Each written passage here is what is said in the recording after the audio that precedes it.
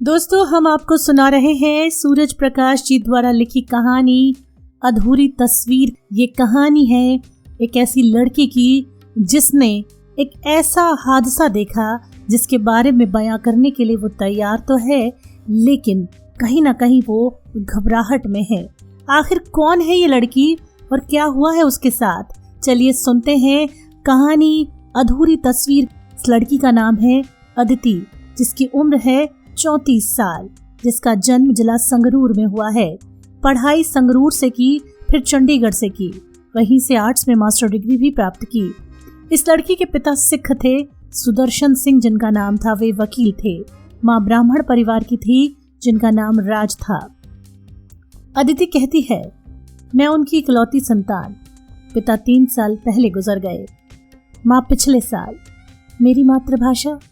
ओ नहीं, माफ कीजिए सर, मेरी तो कोई मातृभाषा ही नहीं है।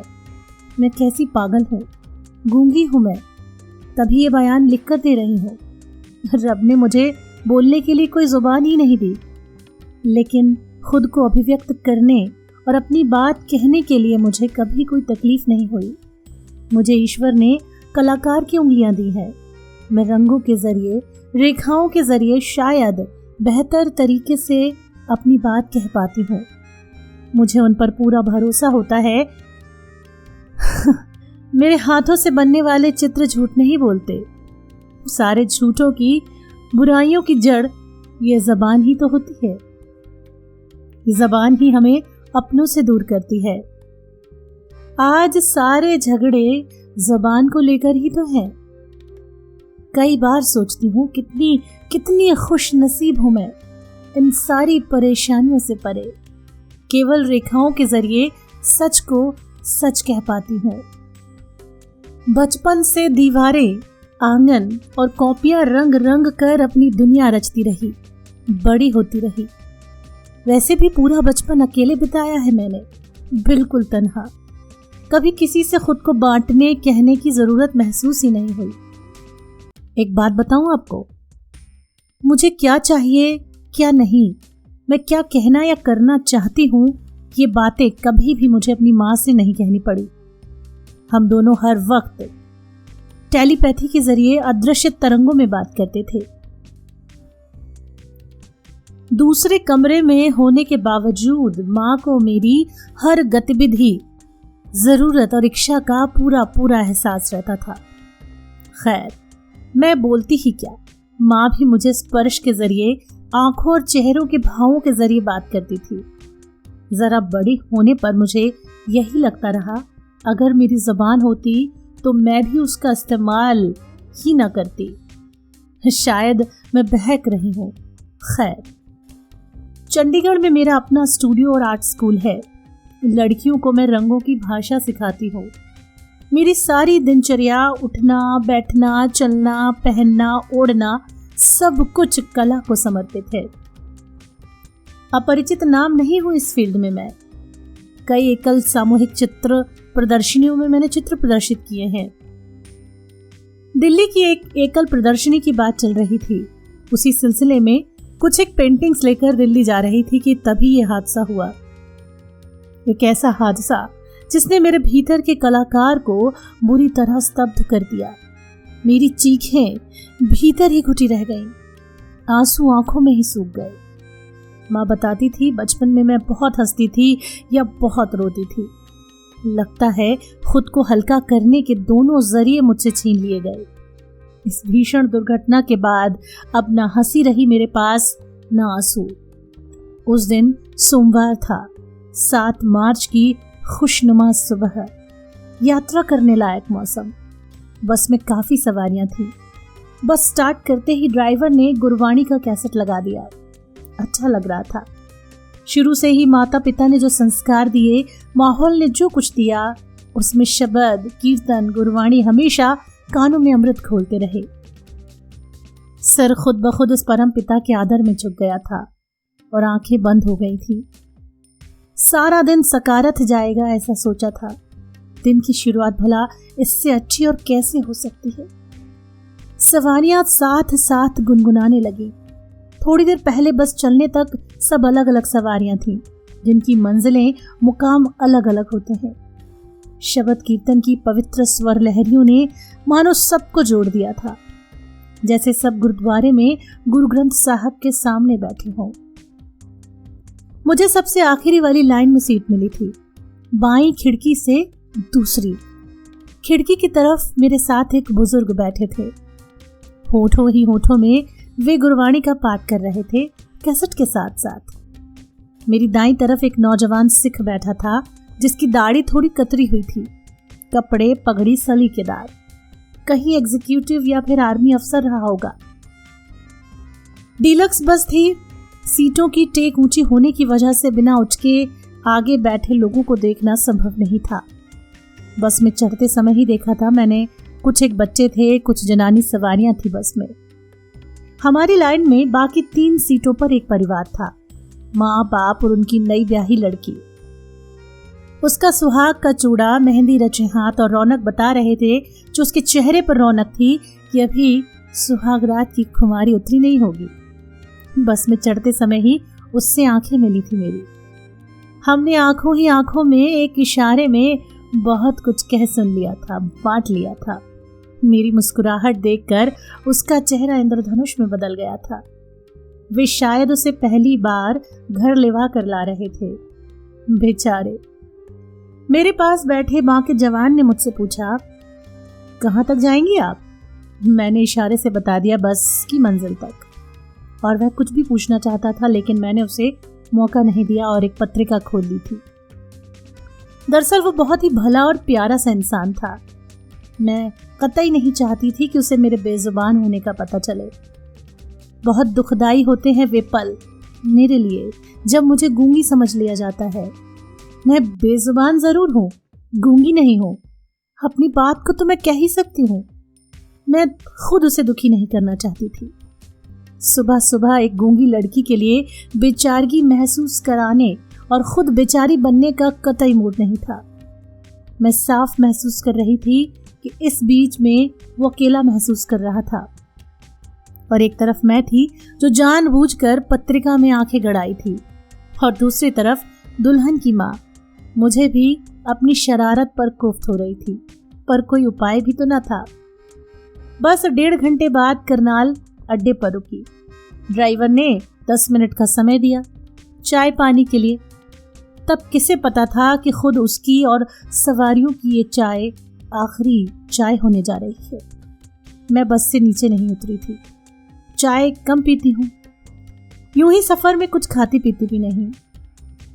बस जब चलने को थी कि तभी 5-7 नई सवारियां आई बस में। वे तीनों भी वहीं चढ़े थे।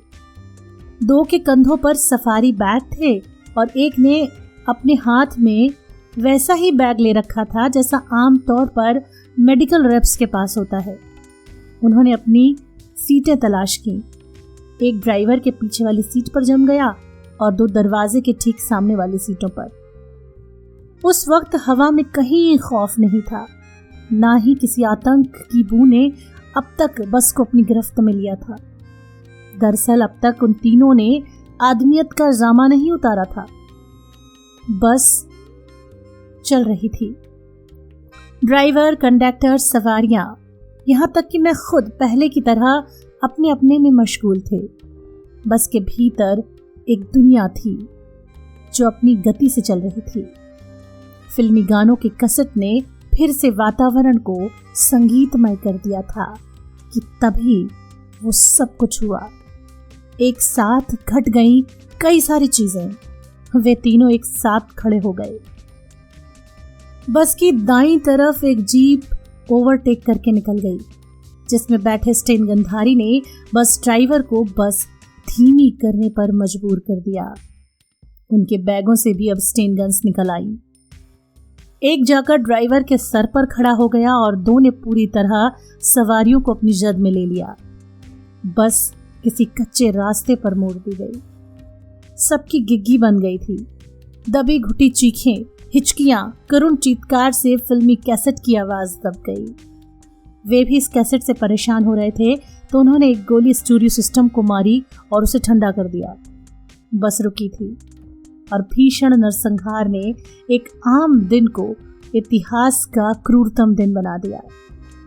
खून की एक तरफा होली खेली गई उस सुनसान उजाड़ पगडंडी पर। थोड़ी देर हंसती खेलती अपनी उम्मीदों में जीती मंजिल की तरफ जाती सवारियों को बेरहमी से लाशों के ढेर में बदल दिया गया था। जानेंगे अगले भाग में कि आखिर उसके बाद हुआ क्या। आप सुन रहे हैं सूरज प्रकाश द्वारा लिखी कहानी अधूरी तस्वीर सुरभि के साथ। अगले भाग में सुनने के लिए हमें जरूर शेयर करें, लाइक करें। व्हाट्सएप पर शेयर कर सकते हैं इस कहानी को, फेसबुक पर शेयर कर सकते हैं। धन्यवाद दोस्तों। मैं आपको सुना रही हूँ सूरज प्रकाश द्वारा लिखी कहानी अधूरी तस्वीर। ये तस्वीर एक ऐसी लड़की की कहानी है जिसने एक हादसा देखा, जो बोल नहीं सकती, केवल सुन सकती है और देख सकती है, और उसने उस हादसे को लिख कर बयां दिया। जी हाँ, चलिए सुनते हैं इसी का तीसरा भाग। दूसरे भाग में आपने सुना था कि वो लड़की बस में बैठकर सवारी होकर जा रही है और उसी दौरान अचानक उस बस में 3 लोग आकर खड़े हो जाते हैं, जिन्होंने ड्राइवर को और सवारियों को अपनी जद में ले लिया और बस को एक कच्चे रास्ते पर मोड़ दिया। सबकी घिक्की बन गई थी, सबकी चीखें आ रही थी, हिचकियां आ रही थी, और ऐसे में फिल्मी कैसेट की आवाज़ भी दब गई थी। लेकिन वे तीनों फिल्मी कैसेट की आवाज़ से परेशान हो रहे थे, तो उन्होंने पहली गोली से स्टीरियो सिस्टम को ही ठंडा कर दिया। उसके बाद बेरहमी से बस में लाशों के ढेर लगा दिए। और अगले दिन अस्पताल में होश आने पर मुझसे ढेरों सवाल पूछे गए। मैं बेहद डरी हुई थी, बदहवास हालत में, कुछ भी बताने लायक स्थिति में ही नहीं थी। जरा हालत संभलने पर अखबारों में हादसे की अलग अलग खबरें पढ़ी। सचमुच कोई भी आदमी इस गुत्थी को सुलझा ही नहीं पा रहा था। बस यात्रियों की अब तक की हत्याओं से ये बिल्कुल अलग मामला था।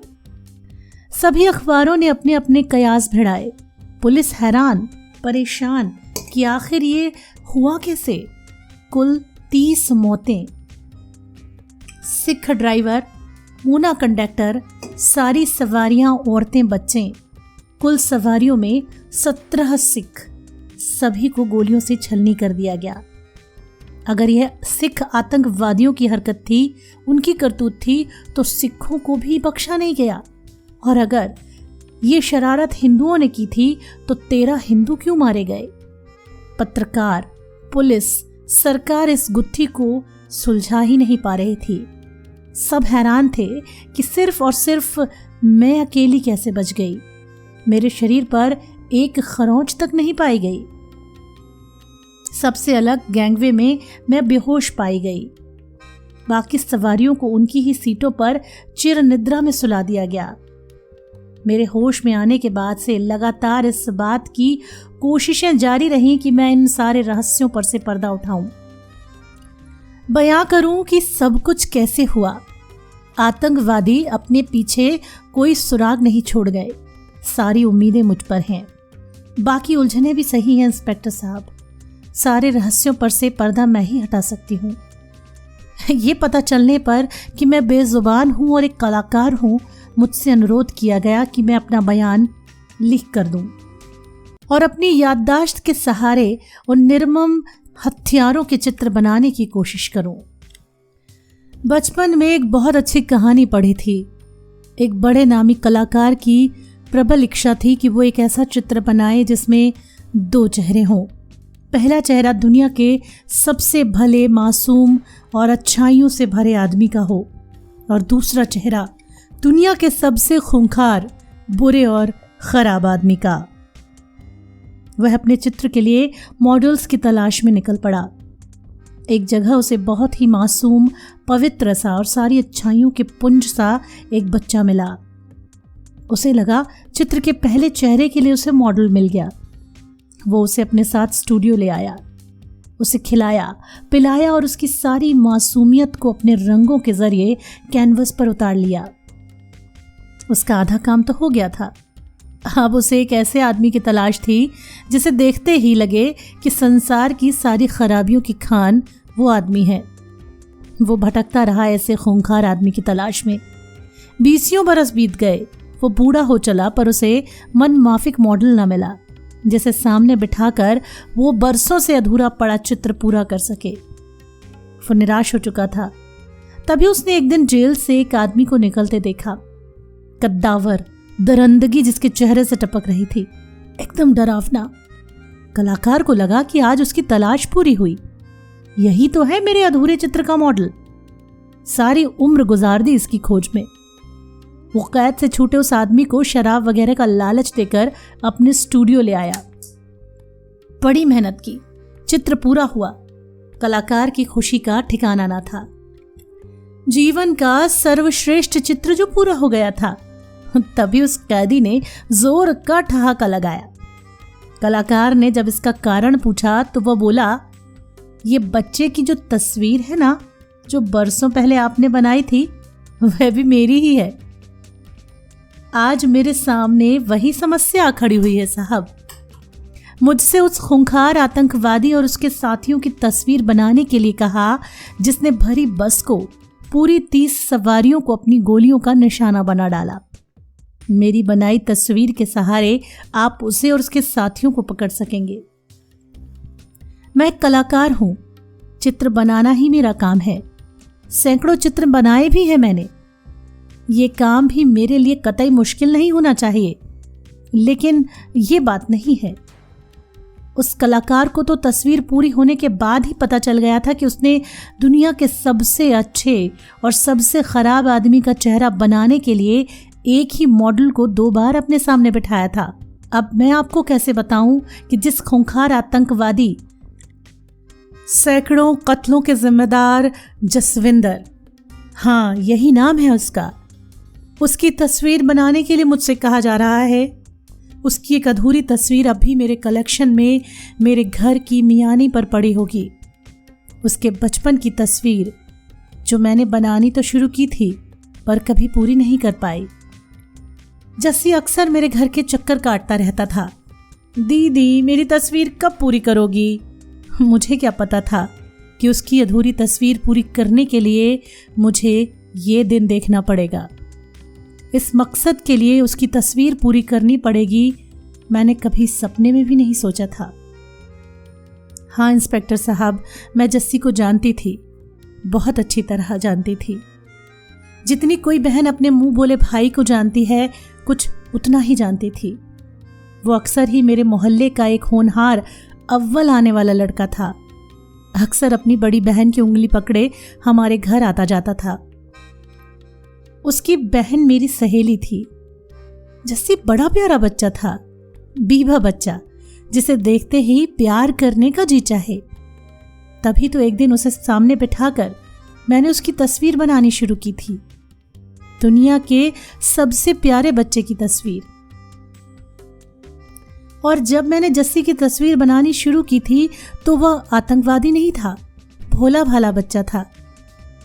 आज के आतंकवादी जसविंदर की तस्वीर तो मैं बना दूंगी, लेकिन जस्सी से जसविंदर उर्फ कर्नल उर्फ जेके उर्फ पता नहीं क्या क्या बनने के दौरान की तस्वीरें कौन बनाएगा इंस्पेक्टर साहब? उस दिन उसके चेहरे पर खरोंचे थी, चोटों के निशान थे। वे सिर्फ खरोंचे ही तो नहीं रहे होंगे, वे तो आइसबर्ग रहे होंगे, भीतर तक चीरने वाले जख्मों के घावों के निशान जो बाहरी निशान थे। उन खरोंचों को तो मैं उकेर दूंगी चेहरे पर, परंतु भीतर के घावों, नासूरों की तस्वीर। अगर कलाकार के पास ये शक्ति होती तो वो बाहरी हालातों की, प्रभावों की, प्रक्रियाओं की, जरूरतों की, मजबूरियों की तस्वीर खींच सकता। तो जस्सी को अपनी अधूरी तस्वीर पूरी कराने के लिए आज जसविंदर ना बनना पड़ता। उस तस्वीर के आईने में वो खुद को पहले भी देख चुका होता। विडंबना तो ही है कि जसविंदर के चेहरे भर की तस्वीर बनाने मात्र से आपका काम चल जाएगा इंस्पेक्टर साहब। आप कह सकते हैं कि उस तस्वीर की मदद से आप एक खूंखार कातिल को पकड़ सकते हैं जो धर्म के नाम पर, कौम और जाति के नाम पर बेकसूर लोगों को मार रहा है। पर एक बात जानना चाहूंगी सर, आज के जसविंदर की तस्वीर तो मैं बना दूंगी, पर उन सैकड़ों जसविंदरों की तस्वीर कौन बनाएगा जो आज पंजाब के हर गांव कस्बे में तैयार हो रहे हैं। उनकी तो बचपन की अधूरी तस्वीर भी शायद किसी अभागी बहन के पास ना हो, जिससे उनकी संधेरी गुमराह आत्मघाती यात्रा का अंदाजा लग सके। आप कैसे पकड़ेंगे उन्हें? क्या आपको नहीं लगता कहीं कुछ गलत है? नहीं, गिनती की गलती नहीं, वो तो है ही। नहीं तो पुलिस द्वारा सैकड़ों आतंकवादी मार देने और पकड़ लेने के बावजूद भी उनकी संख्या घटने के बजाय दिन प्रतिदिन बढ़ती ही जा रही है। आखिर क्यों? हर दिन एक नई जगह पर बेकसूरों की हत्याओं का होना, यही लगता है कि गड़बड़ कहीं और है। मुझे नहीं पता कि आपकी पुलिस इस बारे में क्या सोचती है, परंतु मेरा कलाकार मन तो यही जानता है कि कोई आतंकवादी पैदा नहीं होता साहब। पैदा तो कोई महान भी नहीं होता, सब वक्त का फेर होता है। आसपास का माहौल कब किसे नीचे गिरा दे, कब ऊपर उठा दे, रब ही जानता है। मैं मानती हूं पूरी कौम, पूरी जाति या पूरा राष्ट्र एक ही नजरिए से नहीं सोचता। सोचना तो दो भाइयों या पति पत्नी का भी एक जैसा नहीं होता। फिर कुछ एक सिरफरों की वजह से पूरी कौम को सजा देना या पूरी कौम को ही गलत करार देना हमारी बीमार मानसिकता का परिचायक नहीं है। समस्या सिर्फ पंजाब को लेकर नहीं है, एक बुनियादी सोच को लेकर है। हम कब तक आतंकवादी बनाते रहेंगे? कब तक आतंकवादी गुमराह होकर देश को जलाते रहेंगे? इस समस्या के कारणों और निदान की पहचान करना आप लोगों का, समाज सुधारकों का काम है, राजनीतिज्ञों का काम है। लेकिन दिक्कत तो यही है कि जिनको ये समस्या सुलझानी चाहिए, वही धर्मगुरु और राजनेता इन धागों को और उलझा रहे हैं। शायद मैं फिर बहक रही हूं, लेकिन आज कहे बिना नहीं रह पाऊंगी। मैं कलाकार हूं, पहले भी कह चुकी हूं, मेरे रंग झूठ नहीं बोलते, मेरी रेखाएं सच बोलती हैं। स्वाभाविक ही है, जसविंदर की तस्वीर बनाते समय मेरे हाथ बार बार कांपेंगे, रेखाएं गड़बड़ाएंगी, रंग साथ नहीं देंगे। मैं इस बात से पूरी तरह सहमत हूं कि उसने तो जघन्य अपराध किया है, उसे कड़ी से कड़ी सजा मिलनी ही चाहिए। पर मैं ये भी जानती हूं कि मैंने जिस जस्सी की तस्वीर बनानी शुरू की थी, उसे उसी रूप में ईश्वर ने बनाया था। आज जिस जसविंदर की तस्वीर मैं बनाऊंगी, वह आज के समाज की देन है, ईश्वर की देन नहीं है। क्योंकि ये तस्वीर अधूरी है, इसे पूर्ण कब और कैसे किया जाएगा, ये तो वक्त ही बताएगा। तो दोस्तों, सूरज प्रकाश जी द्वारा लिखी ये कहानी कैसी लगी, ज़रूर बताइएगा।